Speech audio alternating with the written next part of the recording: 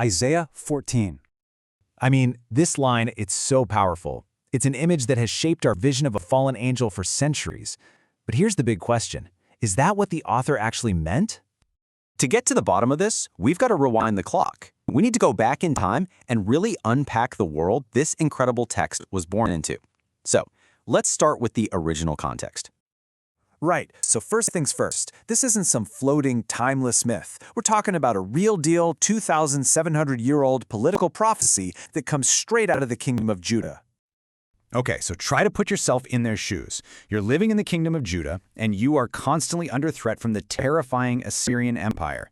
The prophet Isaiah wasn't just speaking to their current fear, he was delivering these divine messages that looked way into the future, foreseeing the rise of an even bigger superpower, Babylon, and then predicting its own spectacular collapse. So here's the absolute key. The first people who heard this, they weren't thinking about a supernatural being. Not at all. They would have heard this as a straight-up, satirical taunt song aimed right at the tyrannical king of Babylon. All right, let's unpack the full story because it's this amazing journey. It builds from a message of hope to this just devastating takedown of pure arrogance. So before we even get to the takedown, the chapter starts with something completely different, a promise, an incredible promise of reversal. It's telling the oppressed people of Israel, hey, God will have compassion, you'll be restored to your land, and you'll get rest from all your suffering. It perfectly sets the stage for the fall of their oppressor. Then the prophecy takes a sharp turn and follows the king to his final stop, a place called Sheol. Now it's really important to get this right. Sheol, for the ancient Hebrews, was not a fiery hell. It was this dim, shadowy place where everybody went after they died. Good, bad, rich, poor. You can think of it as the great equalizer. And a pretty surprising welcome is waiting for the king when he gets there. And this is where it gets really good. When this all-powerful king shows up in the underworld, do the other dead leaders tremble? Not a chance. They mock him. They're basically saying, ha, look at you now. You're just as weak and powerless as the rest of us. It is the ultimate humiliation. So what was this king's big mistake? The text lays it out perfectly with these 5 I will statements. I mean, listen to this arrogance. Each one is a boast, a claim to be more than human. This is the heart of his crime. He wants to make himself equal to God. And here is the ultimate punchline. After all that talk about rising to the heavens, where does he end up? In the deepest, darkest part of the underworld. All that ambition to go up is met with the cold, hard reality of his fall down. Okay, so this brings us to that super famous name, Lucifer. But where did it actually come from?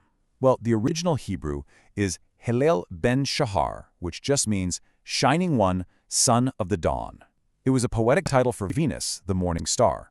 It was used here to mock the king's glory, which was bright but faded quickly. The name Lucifer only showed up centuries later when the text was translated into Latin.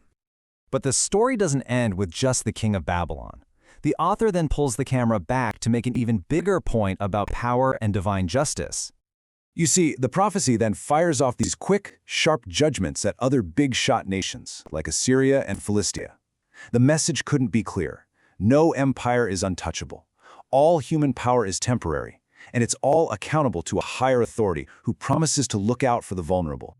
And this right here, this is the thesis statement for the entire chapter. It's the theological mic drop. The ultimate point is that a divine purpose will always win out over human ambition. So that brings us back to the big question.